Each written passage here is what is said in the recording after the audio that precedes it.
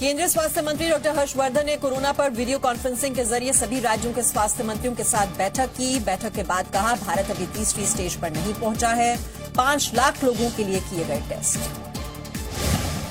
स्वास्थ्य मंत्री डॉक्टर हर्षवर्धन ने कहा कि वायरस की लाइफ 3 से 4 महीने होती है, जिसके खिलाफ शरीर में एंटीबॉडीज बनती हैं। एंटीबॉडीज टेस्ट पर भी विचार किया जा सकता है।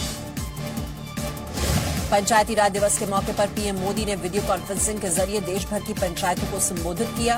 पीएम मोदी ने ई ग्राम स्वराज पोर्टल का उद्घाटन किया। कहा, कोरोना महामारी ने जीने का नया तरीका बताया। पीएम मोदी ने कोरोना महामारी को देश के लिए बड़ा अवसर बताया। कहा, कोरोना ने अलग अलग तरह की मुसीबत को खड़ी कर दी है, लेकिन संवाद के नए नए तरीके भी जन्म ले रहे हैं। देश को आत्मनिर्भर होने का संदेश दिया। पीएम मोदी ने मजबूत पंचायतों को लोकतंत्र के लिए बेहद जरूरी बताया। कहा, देश में 1,25,000 पंचायतों तक ब्रॉडबैंड पहुंचाया जा चुका है। गांवों में भी 3 लाख कॉमन सर्विस सेंटर बने। पीएम मोदी ने कोरोना संकट में गांवों के योगदान की तारीफ की। कहा, गांवों ने बेहतरीन काम किया। 2 गज दूरी का सीधा संदेश दुनिया तक गया। पीएम मोदी ने कहा, शहर के लोगों को गांव वालों ने रास्ता दिखाया है। कठिनाई में उमंग के साथ कैसे जिया जाए, गांव वालों ने बताया। देश भर में कोरोना संक्रमितों की संख्या बढ़कर 23,000 के पार पहुंची। 718 लोगों की मौत। 24 घंटे में 1,684 नए मामले रिकॉर्ड किए गए। देश में कोरोना संक्रमण में सभी राज्यों में महाराष्ट्र सबसे आगे, जहां अब तक 6,430 मरीज कोरोना संक्रमित हुए। 283 लोगों की मौत हो चुकी है। गुजरात में 2,600 से ज्यादा मरीज। मध्य प्रदेश में 1,700 मरीजों में से 83 ने जान गंवाई। दिल्ली के 4 कोरोना मरीजों पर प्लाज्मा ट्रीटमेंट के नतीजे कामयाब रहे। सीएम केजरीवाल ने कोरोना से ठीक हुए लोगों से देशहित में प्लाज्मा डोनेट करने की अपील की। दिल्ली सरकार ने प्रवासी मजदूरों के लिए कंट्रोल रूम बनाया। 24 घंटे काम करेगा। हर तरह की मदद देने का भरोसा। मोबाइल नंबर भी जारी किए। दिल्ली में कोरोना के अब तक 2,376 मरीज सामने आए, जिनमें 808 ठीक हुए। दिल्ली के जहांगीरपुरी की एक गली में 46 मरीज मिलने पर राज्य के स्वास्थ्य मंत्री सत्येंद्र जैन ने कहा, यह स्थानीय संक्रमण जैसा मामला है। दिल्ली के जहांगीरपुरी में एक ही गली में मिले 43 कोरोना संक्रमित। एच ब्लॉक सील, सी ब्लॉक में 36 संक्रमित मिले थे। मेहरौली में स्वास्थ्यकर्मी कोरोना पॉजिटिव हुआ। दिल्ली में नॉर्थ एमसीडी के एक सफाई कर्मचारियों को कोरोना हुआ। साथ में काम करने वाले 39 लोगों को क्वारंटीन किया गया। संक्रमित के संपर्क में आए सभी लोगों को टेस्ट कराने की सलाह। अस्पताल में दिल्ली पुलिस के जवानों ने एक्सरसाइज की। 3 पुलिसकर्मी कोरोना संक्रमित हैं। दिल्ली के आरएमएल अस्पताल में इलाज चल रहा है। दिल्ली में एलएनजेपी अस्पताल के डॉक्टर के साथ मारपीट का नया मामला सामने आया। डॉक्टर का आरोप है कि कैट्स एम्बुलेंस के 2 स्टाफ ने मारपीट की। दिल्ली एम्स के निदेशक डॉक्टर गुलेरिया ने कहा है कि कोरोना मरीजों के साथ लोगों की बदसलूकी ठीक नहीं है। इसके चलते कई संदिग्ध मरीज टेस्ट कराने से डरेंगे। मरीजों से बदसलूकी न की जाए। लॉकडाउन के खिलाफ एआईएमआईएम सांसद असुद्दीन ओवैसी का बयान। कहा, लॉकडाउन कोई इलाज नहीं है। प्रधानमंत्री ने ऐलान से पहले मजदूरों के बारे में नहीं सोचा। ओवैसी ने पूछा कि मजदूरों को उनके घर पर क्यों नहीं भेजा जा सकता। महाराष्ट्र का बीड जिला कोरोना संक्रमण से मुक्त हुआ। आखिरी कोरोना संदिग्ध का टेस्ट भी नेगेटिव आया। गोवा, मणिपुर के बाद त्रिपुरा को भी कोरोना मुक्त राज्य घोषित किया गया। मुख्यमंत्री बिप्लब देब ने कहा, राज्य में कोरोना के दूसरे मरीज की रिपोर्ट भी नेगेटिव आई है। बिहार में मास्क लगाना जरूरी किया गया। बिना मास्क के घर से बाहर निकलने पर मनाही। स्वास्थ्य विभाग के प्रधान सचिव ने नोटिफिकेशन जारी किया है। राजस्थान के कोटा में अनशन पर बैठे बिहार के छात्र नीतीश सरकार से घर वापसी की गुहार लगा रहे हैं। बिहार सरकार ने अभी तक छात्रों को बुलाने पर कोई फैसला नहीं लिया। देश में लॉकडाउन का 1 महीना पूरा होने के बाद गृह मंत्रालय ने नॉन कंटेनमेंट इलाकों और नॉन हॉटस्पॉट इलाकों के लिए बड़ी छूट का ऐलान किया। बिजली के पंखों की दुकानें खोलने की मंजूरी दी गई। मध्य प्रदेश के मंदसौर में कोरोना वॉरियर्स का सम्मान करके आम लोगों ने मिसाल पेश की। घर घर जा रहे मेडिकल स्टाफ को बुके देकर सम्मानित किया गया।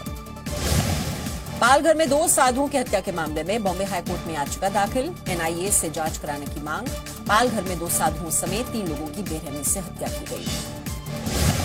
साधुओं की हत्या के 9 दिन बाद पालघर के गढ़ चिंचले गांव में सीआरपीएफ की तैनाती की गई। गांव आने जाने वाले सभी रास्ते सील किए गए। सीआईडी 50 से ज्यादा लोगों से पूछताछ कर चुकी है। पालघर के गढ़ चिंचले गांव की सरपंच चित्रा चौधरी ने कहा कि 16 अप्रैल को साधुओं पर हमले की सूचना मिलने पर उन्होंने मौके पर पहुंचकर साधुओं को सुरक्षित निकालकर पुलिस के हवाले कर दिया था। पुलिस ने जिम्मेदारी नहीं निभाई। आईआईटी दिल्ली देश का पहला संस्थान बना जिसने कोरोना वायरस की जांच के लिए आरटी-पीसीआर किट बनाई। आईसीएमआर ने किट को हरी झंडी दी। बाजार में जल्द होगी उपलब्ध। राजस्थान में ब्यावर के सॉफ्टवेयर इंजीनियर ने कोरोना वायरस की जांच करने वाला सॉफ्टवेयर बनाया। इंजीनियर का दावा, सॉफ्टवेयर 5 मिनट में 1000 लोगों की जांच कर सकता है।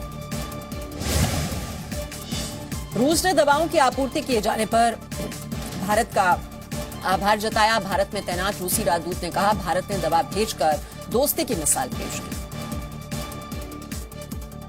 की। गुरुवार को कर्नाटक केरल में गुरुवार को रमजान का चांद दिख जाने की घोषणा की गई। देश भर में आज से रमजान का महीना शुरू। केंद्रीय मंत्री मुख्तार अब्बास नकवी की लोगों से घर में ही नमाज पढ़ने की अपील।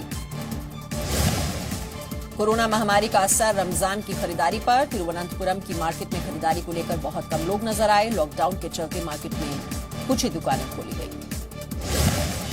पश्चिम बंगाल के नादिया में एक सरकारी स्कूल के बच्चों को चावल और आलू के साथ चेस बोर्ड भी बांटे गए। घरों में बंद बच्चों के मनोरंजन के लिए नए तरीके का इस्तेमाल। अमिताभ बच्चन ने सोशल मीडिया पर वीडियो जारी कर कोरोना से लड़ रहे डॉक्टरों का आभार जताया। कहा, बंद मंदिर के भगवान सफेद कोट पहनकर हॉस्पिटल में काम कर रहे हैं। पाकिस्तान ने खाड़ी देशों के नेताओं के नाम से सोशल मीडिया पर फर्जी अकाउंट बनाकर भारत के खिलाफ जहर फैलाया। आईएसआई ने फर्जी अकाउंट से भारत में मुसलमानों के साथ उत्पीड़न की अफवाहें फैलाई। पाकिस्तान का एक बार फिर झूठ पकड़ा गया। गुरुवार को पाकिस्तान के प्रस्ताव पर हुई 60 देशों की वीडियो कॉन्फ्रेंसिंग में ज्यादातर देशों के अफसरों ने हिस्सा लिया। पाकिस्तान ने स्वास्थ्य मंत्रियों के हिस्सा लेने की अफवाह फैलाई। कश्मीर के शोपियन में आतंकियों ने पुलिस के कांस्टेबल को अगवा कर लिया। सर्च ऑपरेशन के बाद पास के जंगल में छोड़कर भाग गए। दुनिया भर में अब तक कोरोना से 1,91,000 से ज्यादा लोग अपनी जान गंवा चुके हैं। संक्रमितों की संख्या भी बढ़कर 27,25,000 पहुंची। अमेरिका में कोरोना से अब तक 50,243 लोगों की मौत। 8,86,000 लोग कोरोना संक्रमित। पिछले 24 घंटे में 2,500 लोगों की मौत हुई। अमेरिका के विदेश मंत्री माइक पोम्पियो ने कहा है कि चीन को नवंबर में ही कोरोना की जानकारी थी। चीन पर सारी बात छिपाने का आरोप लगाया। कोरोना वायरस से निपटने में ट्रंप के रुख से नाराज लोगों का प्रदर्शन जारी। वॉशिंगटन शहर में ट्रंप होटल के बाहर नकली बॉडी बैग्स रखकर प्रदर्शनकारियों ने धरना दिया। ब्रिटेन में कोरोना वायरस का सबसे बड़ा ड्रग ट्रायल इंसानों पर शुरू। वैज्ञानिकों ने कामयाबी की उम्मीद जताई। कोरोना के चलते फ्रांस की 7 करोड़ 70 लाख आबादी 17 मार्च से घरों में रहने के लिए मजबूर। आईफिल टावर जैसे मशहूर पर्यटक स्थल वीरान। चीन में फिर मंडराया कोरोना वायरस का खतरा। नए मामले सामने आने के बाद 1 करोड़ की आबादी वाले हाबिन शहर में लॉकडाउन किया गया। दक्षिण अफ्रीका का लोकप्रिय गीत पाटा पाटा एक बार फिर सुर्खियों में। गाने में कोरोना से बचने की जानकारी को शामिल किया गया है। ब्रिटेन में रहने वाले एक पिता ने बच्चों को खेलने के लिए नया तरीका निकाला। बच्चों को स्विमिंग कराने के लिए फैमिली पूल में डॉगी के पट्टे से बेटी को तैराकी करवाई। दक्षिण कोरिया में 5 मई से शुरू होगी बेसबॉल लीग। 24,000 सीट वाले बेसबॉल स्टेडियम में मैच होगा। कोरोना के हालात को देखकर दर्शकों की एंट्री पर फैसला लिया जाएगा। फ्रांस में कोरोना का बड़ा असर। राजधानी पेरिस में फूड बैंक के सामने लोगों की लंबी लंबी लाइनें लगी। वॉलंटियर्स के मुताबिक फूड सेंटर्स पर परिवारों की निर्भरता तेजी से बढ़ी है। लॉकडाउन की वजह से साफ हुए वातावरण का असर। यूरोप के सबसे बड़े शहर इस्तांबुल में डॉल्फिन नजर आई। टर्की ने 30 शहरों में लॉकडाउन किया हुआ है। कोरोना से जंग के लिए 263 करोड़ रुपए जुटाने वाले पूर्व सैनिक टॉम मूर के 100वें जन्मदिन पर 40,000 बर्थडे कार्ड मिले। छोटा पड़ा पोस्ट ऑफिस। कार्ड्स खोलने के लिए वॉलंटियर्स को बुलाना पड़ा।